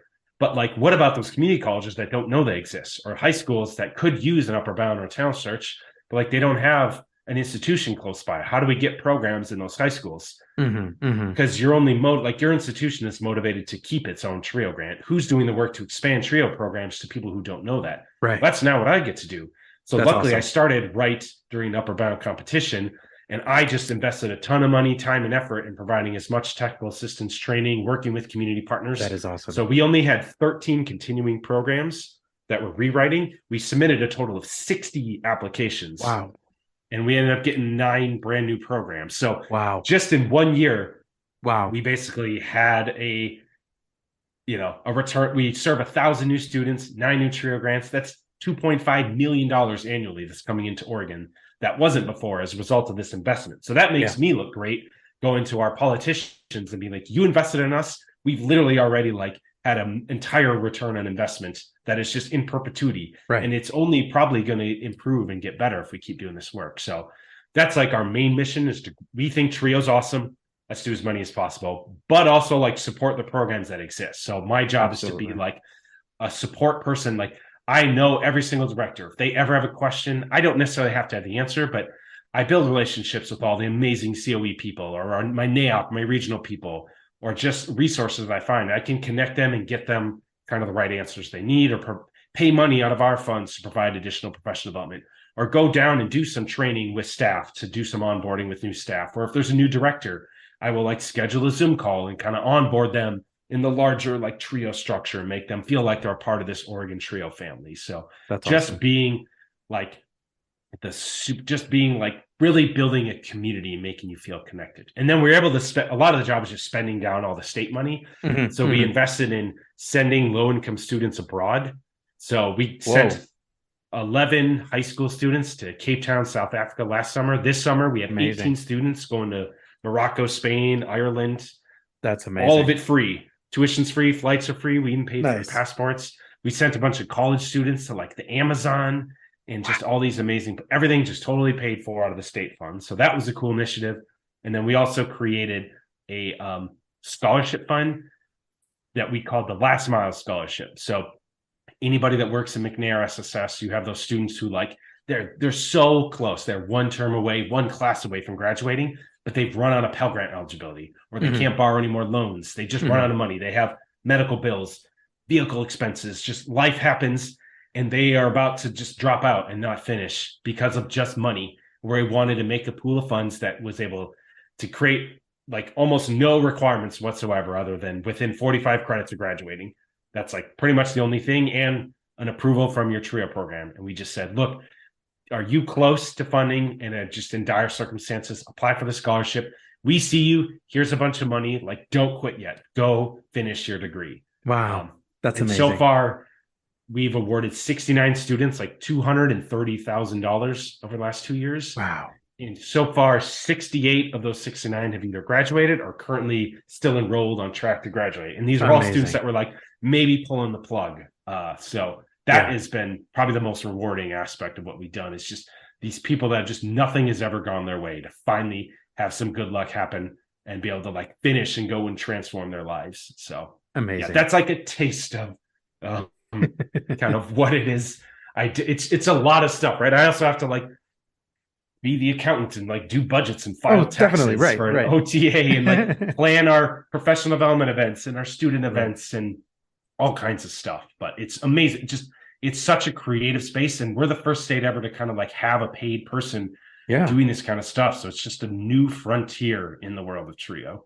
That's amazing. So I think that for a lot of TRIO programs, it can be very easy to rely on the self, right? To say, you know what, it's my program. I need to run it the way I think it needs to be run. But I also think that many TRIO programs that start or have been here for a while don't realize that there are a number of resources to help them elevate their game, right? There are state and regional organizations, are a treasure trove of resources. In what ways can a state organization like TRIO Oregon help new or experienced TRIO programs? And you've kind of given us the answer already, but and what other ways can they help?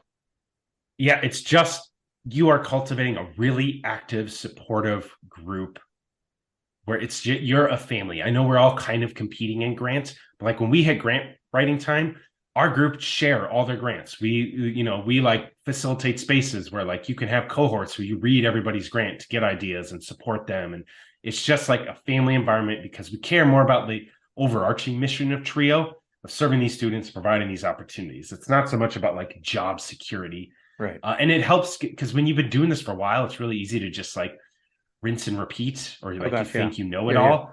And it's nice to be challenged or to be engaged with these communities because even as a director, like you can feel kind of isolated sometimes because nobody in your institutions knows what the heck TRIO is. And like you're constantly kind of off on your own and nobody understands you. And like you're dealing with all kind of BS, or like you just want to pay your staff more. But you can't because of like HR equity policies. And you're like, God, this is killing me. And like having those spaces and other people to talk to that have similar experiences. And also like, especially for new programs, to immediately be plugged in and like connected with a couple mentors who like, I just have relationships with every single director. So like I can pair you with the people who are like most closely aligned and not even experienced. Like sometimes I will pair someone who just started 9 months ago because it's like, well, they know what it's like to have just started. Right. And they've been really awesome and engaged. And they like, even though they still are not even a year in, like they would be a good resource because you two can kind of figure it out together. Right. Like it helps so much in longevity because the programs I see struggle the most are the ones that have turnover or have long vacancies. Oh my gosh. Like, finding ways to make you like, I loved the job when I was doing the TRIO advising, but like you could see why it would get stale, and like engaging with regions and states like this, it just keeps it fresh and exciting. And then when you go to these conferences and events, you're just surrounded by your family and friends. It's not like a work conference. Like it's such a cool environment. And, having a really well-organized state organization just creates such a good resources. Or like this year when the IPRs came out, like we were able to immediately just have like emergency calls where like all 36 directors were on a call, just sitting there hashing it out together, just figuring it out on the fly. That's amazing. Like, in unison and as a group, right? Be able to just connect with one another. So just providing support, because you just don't want to feel isolated in doing this work, because it can feel like that sometimes, because we're our own federal grant within a nonprofit or an institution or a service district, right? Like, so Yeah. Yeah. Which is a wonderful segue to the next question is, why is it so easy for a TRIO program to feel alone or isolated in a sea of resources? Yeah, because just running the grant is hard. And like, especially in a modern, if you're one of those that struggles in recruiting, like the job is the students, particularly if you're at the advising level and not at like a director or admin. So like any moment you're not with students often feels like, maybe it's like wasted, or shouldn't I be talking with students? And at times it can feel isolated. Like you're doing really important work, but you're focused on your students, their needs, your program, your objectives. Right. And it's really easy to get blinders on and not realize the other opportunities are out there. And you kind of understand why, because it always feels like more work than it is. But that's why if you can plug into good regional and state opportunities, it can kind of take some of that work off and provide opportunities. But you do have to like make time to engage in those. And that can still be hard to do that. Absolutely. Thinking ahead, what is your goal and vision for TRIO Oregon? I think this is potentially like the next frontier in TRIO. Like we've been around for 50 years at the federal level. I don't, they may chip away at it here and there in rough years. Hopefully that doesn't happen this year with like the budget crunch and stuff. But like we are pretty established. We're not going anywhere. COE is like a monstrosity of incredible advocacy. They do such a good job at the federal level. And I think they even realize it. It's like they've been around for 40 years, right? Like we've got the federal thing down. And now it's like, where else can we branch into? And the states contribute literally nothing to any of these programs. They just benefit from it. So if you don't want it, you need to do it in a way that is carefully crafted, because you don't want the federal government to be like, well, let's just block grant these. This is what we've kind of wanted to do sometimes for a while. Let the states deal with it. So you don't want to provide duplicate services, but how can we be additive? How is it that a state can be additive and provide more opportunities and more resources to our students in a way that's worth their investment? And like, what is the kind of work we can do? So my goal and vision is that I think this is going to be here for a while and might be the next frontier where, in a perfect world, like when we go to policy seminar, COE is unbelievable, but really they're just trying to like organize each state so they can do really good advocacy and, take that central voice of what they bring in their vision and their amazing leadership, and they communicate that locally in these grassroots ways. If every state could have an equivalent of an executive director, like that would be unbelievable to have that kind of like organization and grassroots connections, and not only at the federal level, but like starting meeting with your state policymakers and like influence policy, not even if it's necessarily getting more money for TRIO or TRIO programs, but like be on important committees, be in the room that's writing policy that impact our students, and actually try to like at the end of the day, what are you doing to try to make your organization irrelevant? Right. If the work you're doing isn't trying to eradicate the issue that we exist to solve, like what is it you're ultimately doing? So don't get so caught up in self-preservation of the work of Oregon TRIO Association or even TRIO as a whole. Like, how can we just make more equitable education opportunities, period? So I hope that the vision and goal of Oregon TRIO associations that this is not going anywhere soon. We are like a legitimate nonprofit organization that functions within this TRIO model that, we're not kind of adjacent, I don't get any federal TRIO funds. We're kind of separate from it, but through community support, through state support, through the advocacy and support of your, quote unquote membership, the programs within your state. Because you can be like, nothing against COE, but like they don't have time to have conversations with every single program director. That's thousands of grants. That's they just cannot do it. But I can, because Oregon's not that big, right? So like it just provides a level of support that is a niche I think is greatly needed elsewhere.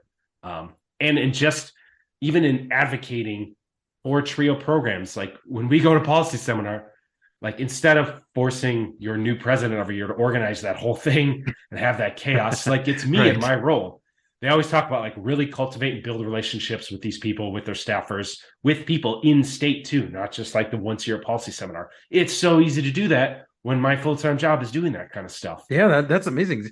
And you I can rally, and it's really easy to rally all the troops, right? Because they'll check my emails. I'm really picky about how often and when I send emails, but they will check my email. So if I need them to send letters of support, I can take even COE's letter and like even put a more customized touch on it, right? Like it's really easy to respond as a whole state and just like pounce on an issue or on, you know, funding requests for appropriations. Like it's such a useful tool. That's like why all the state associations even exist in the first place. Like it started with the regions and they're like, well, this is helpful, but really we need people in each state. So the COE and the regions push for the states. I think this is the ultimate goal. Like, you know, we can talk about, is it somewhat going to make maybe the regional association somewhat irrelevant? Like not necessarily, but I think the ultimate goal for true advocacy is like really strong state leadership, because you can take care of your own business. You don't need COE to hold your hand. They help provide guidance. They provide kind of that structure, that singular voice that is truly essential, but like we can do a lot of the busy work so they don't have to. Absolutely. And Matt, since you already kind of answered the question that I was about to ask, I'm going to skip over to this next question. What do you like most about your role as the executive director? I love that I get to do everything. I don't know, like I talked about, it's kind of that finance job and creativity. Like I have to do tax filing and accounting. I have to do HR stuff. I have to write policies and procedures and put out minutes for our board meetings. I have to do event planning. I have to do scholarship stuff. I have to build our website and do technology. Like you just kind of have to do everything, which is exciting and challenging to me every single day, but it's all in these overarching mission of Trio, which is like, so it just feels so good to show up to work every day. And because I like had my roots in Oregon and it's all these people around me and my bosses now, right? Like my board, they're the ones who like elevated me into treasurer and elevated me into this role. And like, they're so supportive and encouraging, and I just love them all to death. Like it is honestly like such an honor to show up and like grind away every single day to do this work and support them and be really creative and innovative in like how we go about doing that. So I'm just so excited to see how it just keeps evolving. With the bigger regional associations and with the Council for Opportunity and Education, what roles and responsibilities do you have there?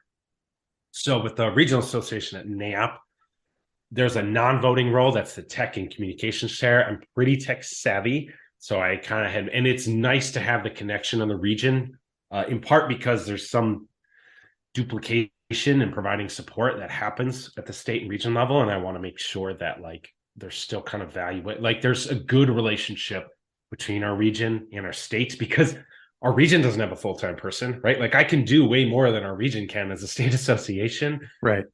Just for that fact, right? Like we literally have more money and we have like staff, which is something they don't have. But I enjoy being on in like the tech and communication side, just to like support them, develop the website, help with. I'm also been the conference chair for our like annual conference last year, and I'm doing it again this year. So just building out that community, supporting people. I'm hoping to kind of step a little back more and try to cultivate like developing new leaders. Like I've had the chance to step into that role and kind of be involved in being, I just love doing the work.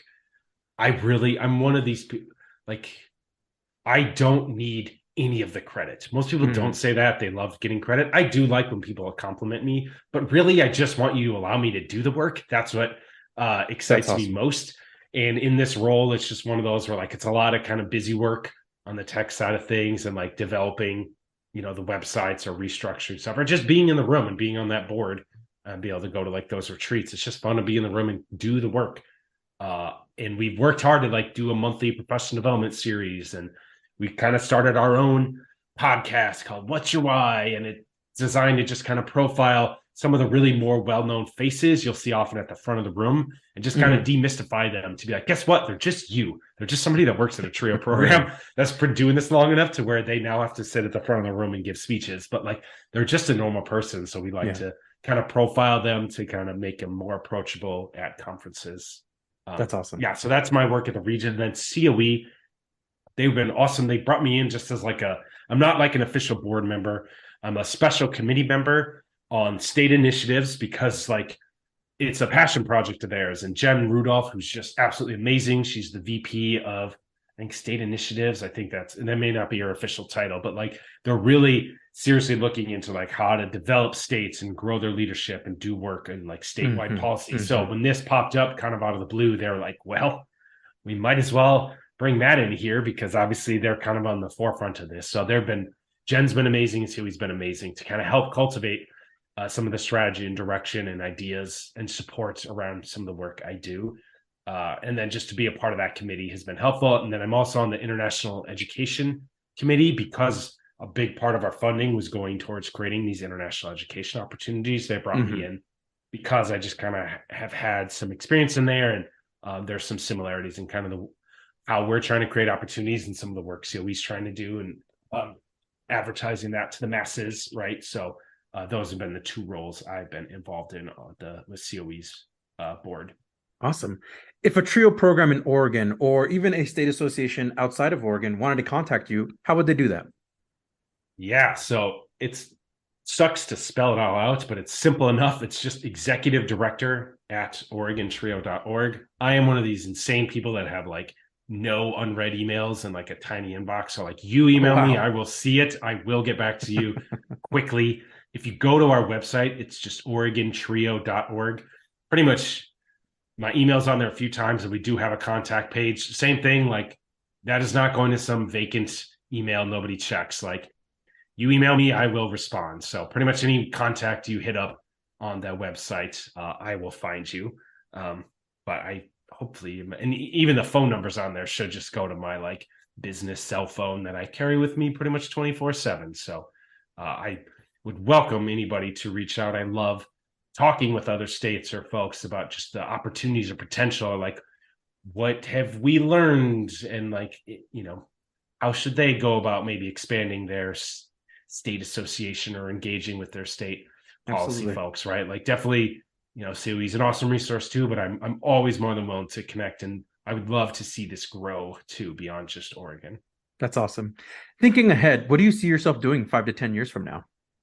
Oh man, I guess one thing is there's not really anywhere this job could go. This is kind of, there's no super executive director. So like, I would love it if I was still doing this. If I'm not doing this, I hope I'm working for another nonprofit, maybe in a really cool role that is, you know, an upgrade on this, right? Some fancy job where I just get to impact students' lives, because I love just the work we do helping students and doing work in nonprofit. Like really, I work in nonprofit management. I don't really work in TRIO world anymore. It's just that our entire world of nonprofit, like our entire nonprofit is slapped on top of the TRIO motto. So I kind of dabble in both, but really my world is more in nonprofit management, and it is just fun and exciting. The funding is even more horrifying than TRIO though, because it's like a year by year, every 2 year thing instead of every 5 years. Don't love that as much, but yeah, I would love to still be doing this role. Right on. Are there any mentors, teachers, or advisors you would like to recognize on this podcast? Oh man. Sorry to put you on the spot. I think so. I guess I'm going to shout out two. The first is when I was in college, his name is Frank Y. Rostick. He was my finance professor. And I actually remember I really didn't like him as a professor the first time I had him, because he didn't seem like he was taking things very seriously. Okay. He was just having so much fun. He had all this like Bluetooth stuff. He was making up his own terms for like amortization. It's something you do with loans, but he would just call it hammering. And he would just be like, hammer, you got a hammer. And he would draw hammers on like the screen with his Wacom pad. Yeah. He was just silly. And I kind of was like annoyed by it, because I'm like, I'm serious. I'm trying to like be serious. And then you realize like the stuff he was teaching you is what you actually need to thrive in the environment beyond just what's in the book. And he was the guy, you know, I read in classes with like 2-3 people, and he's just sitting between you. So I got so much intimate time with him, and really made a fun experience. And I think it's part of the reason he loved Excel, and not just like using it, but making it look really pretty. So I got so good at Excel because he demanded it. He would grade you. He'd give you an F if you just gave him an ugly spreadsheet, even if all the answers are right. Like he needed it to look good in the eye. Wow. And that has been like maybe the most valuable thing. It's just like not just using spreadsheets, but how do you make it readable to like somebody who hates spreadsheets? So shout out to Frank. And then the other one is Philip Dirks. He's probably like he's like the OG Oregon Trio Association. He's the reason our state association was able to be successful and exist for as long as it was. He was the director out of Portland State University, Upper Bound and Talent Search. And I just saw him as just like, he just had ambitions and wanted to get creative and just saw no limits to what things could be. And he kind of came out, he was retiring right around the time we got the state funding. And I was kind of holding out hope to just replace him and be like the director of Portland State for the pre-colleges and just be the next Phillip. And then this came about, and he was one of the ones, along with Jeff Gardner, who's director out of MESD in Oregon and is the current NAP president. The two of them are good buds. And they were just like, Matt, we should just make you the executive director. Like, I love those two of those guys, but Phillip really was just like, he is the face of Oregon Trio. He was one of the trio trainers on kind of the priority circuit. Like, he's just such a highly respected, such an amazing person. We try to bring him back to as many conferences even as we can to have him present on stuff. We just love him here. So he really an inspirational guy in terms of like thinking bigger than just like working under a trio grant. Right on. What is something that you would like to share with trio professionals, like some advice or even some words of encouragement? I think it's important, build community within trio. So like most of the job is your students, is your program. But if you really want to love your job and if you really want to get good at it, like make efforts to do the professional development, even if they're like priority trainings. Like, I know a lot of people like to go to those and not, I mean, priorities are different. They track your attendance, but they go to the other professional development conference at your state or region, and they just like go on tourist mode and that kind of stuff, which is like, when you've been going for 10 years and you have all your friends and you go with your other trio friends, like whatever, you're an adult, you can do what you want, but like go to the sessions, meet people, put yourself out there. Don't just sit with your staff, sit with new people, because like you're going to get the most out of the experience, the bigger your web of community gets. And it helps your students, it helps your program, it helps you get more resources. When you have something that's scary or maybe is troublesome with your program, you have people to reach out to that will take time out of their day to like help you and make sure you're squared away and in compliance and those sort of things. And it just makes the job more fun. And then when you have those opportunities to go to these professional development opportunities, it just feels like family. And really trio can be just such an amazing familial space. It can be, yeah. That just holds you and makes you not want to leave, even if there are some better money opportunities. So like embrace that, even if you are an introvert, like I very much am, but like just show up, put yourself out there, because we all are doing this work because we absolutely love it. Like there's so many amazing people in the world of trio. Like take some time to just meet as many as you can. Absolutely. What advice do you have for trio students at the pre-college or college level? I think I'm trying to I have all these like basically memorized speeches from when I used to talk to them all the time. So I'm trying to unearth the one that makes the most sense. Ultimately, you need to like understand what your strengths are and like maximize those. I spent a lot of time thinking I had to like hone all my weaknesses, or I would do jobs and just would ignore the fact that like my core strengths, and it like helps doing stuff like strength finders or Enneagram, right? There's a million things out there, like, but like identify what are my real strengths. Not that you can't be more diversified than that, but if you find work, if you find careers, if you find schooling, if you find things that really embrace those parts of you, you're going to be good at it. You're going to love it. You're going to enjoy it. So like, and know that you can be a leader regardless of what those strengths are. Sometimes only certain kinds of people tend to be in front of the room, and they are the outgoing, the like positive, there's just a model of the person you can picture at the front of the room, and not everybody has that in them.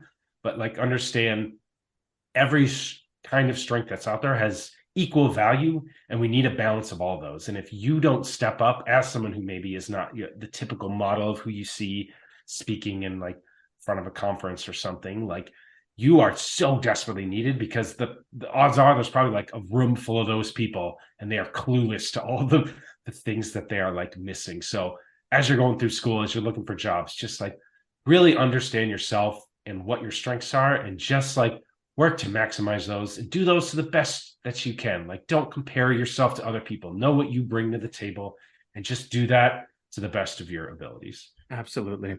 What is one word you would use to describe yourself? See, I've already said it's probably competitive, It's but competitive? I think adaptable. I'm going to Adaptable. a second. Adaptable. Okay. Yes. I like that one. What is something that you're currently watching, reading, or listening to? I am always watching all the Marvel stuff. Love Honestly, it. more though, so then Yes. I can listen to all the podcasts. I follow the Ringerverse. It's part of like the Ringer Wow. website. I'm gonna have to add It's that just to my a list. Podcast. I started listening to it years and years ago, and it was under like Grantland. It was called Binge Mode was the initial podcast, and then one of the posts kind of went off elsewhere. But I love that sense of community around like a shared experience. One of the things that was hard in today's age and age, there's so much content everywhere. Like, I'd be in a group of 30 high school students, and you're like, what's the song of the summer? What's everyone's favorite TV show? And there'd be 30 answers every time. You're like, gosh, none of you, not that you don't have anything in common, but like back when I was growing up, there just was like five, there weren't that many options out there. So Right. it's No, easier to build a connection. It was like radio, whatever radio was playing, that was popular. Exactly. So I really appreciate podcasts because it allows you to find your like niche community and feel like you can listen along with that stuff. So yeah, shout out to the Ringerverse. It's just a fun crew that just talks. They take it really serious, deep dive, but also like they have not too seriously. They have a good time doing it. So I love that. I'm gonna have to look it up. Matt, I know we've been talking for almost 2 hours. I just want to say thank you so much for your time today. It's been a true pleasure to speak with you about Trio, your journey, getting to know you, and we definitely need to have you on again. Well, thank you, Juan. Pleasure being on here, and I really appreciate what you do with this podcast and profiling professionals and alumni from all over the nation in this incredible Trio world. Thank you so much. So we have a tradition on the Let's Talk Trio podcast where we have the guests sign off. Do you care to do the honors? Absolutely. This is Matt Bisek, and I'm the Executive Director of the Oregon Trio Association.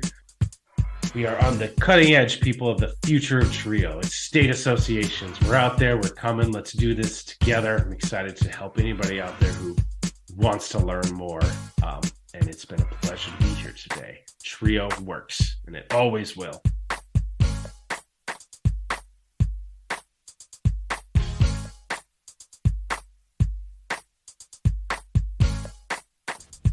Are you a participant, alum, or staff of a Trio program? Do you want your program highlighted? You or your program could be featured in an upcoming episode of Let's Talk Trio. Get a hold of us by going to our Facebook page or Instagram and send us a direct message. Search for Let's Talk Trio. We want to get your story to the public. That was our guest, Matt Bisek from the Trio Oregon Association. Thank you, Matt, for being on the podcast and for sharing your Trio journey. Remember, if you would like to be on the Let's Talk Trio podcast or know a staff, advocate, participant, or alumni, send us an email at letstalktrio@gmail.com. That email again is letstalktrio@gmail.com. A huge thanks to our sponsors, Angelica Villalpando, Dr. Jamie Motley, Dr. Ryan Barone, Angelica Valdez, Rosario Riley, Felicia Rivera, TrioJoblist.com, Jaded Electronics, NOSOTROS Education Center, and Student Access. Thank you all so much for your continued support of this podcast. You too can be a sponsor of Let's Talk Trio podcast in one of three ways. Become a monthly patron on Patreon. Our base level starts at $1 a month. Become a corporate sponsor.